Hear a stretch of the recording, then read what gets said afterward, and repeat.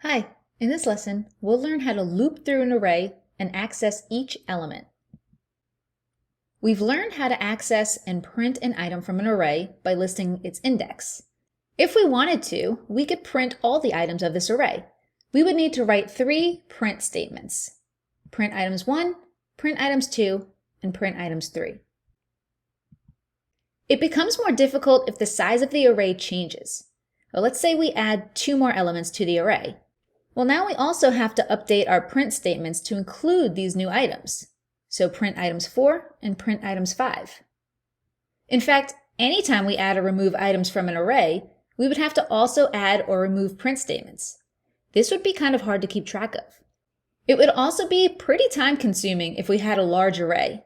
What if there were 100 elements? We would need 100 print statements. Do you see the repetition in our print statements? Well, does this make you think of any particular code structure that we've learned? The numbers just count up from 1 to 5. So we could use a for loop. This loops through the array and prints all items from index 1 to index 5. Well, this works much better. Although we still have the issue if the array length changes. If we add another element to the list, well, then we have to adjust and change the second number in the for loop.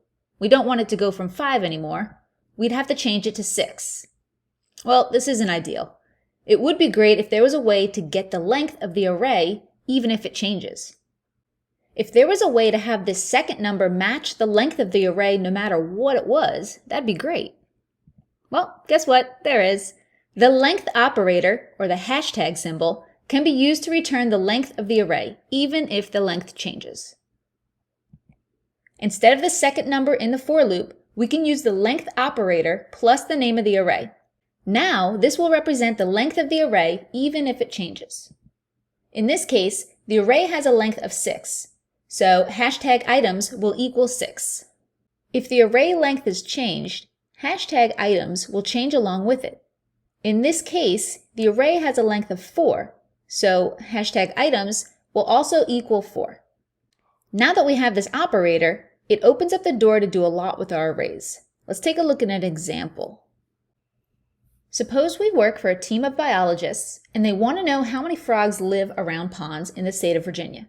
To do this, they've counted the number of frogs at each pond across the state and have saved the data in the arrays shown here. Each element represents the number of frogs at a particular pond. And for simplicity, let's say there are a total of 1,000 ponds. In order to get the total across the state, we need to sum up all of the individual elements together. Well, we could painstakingly do this with indexes like this.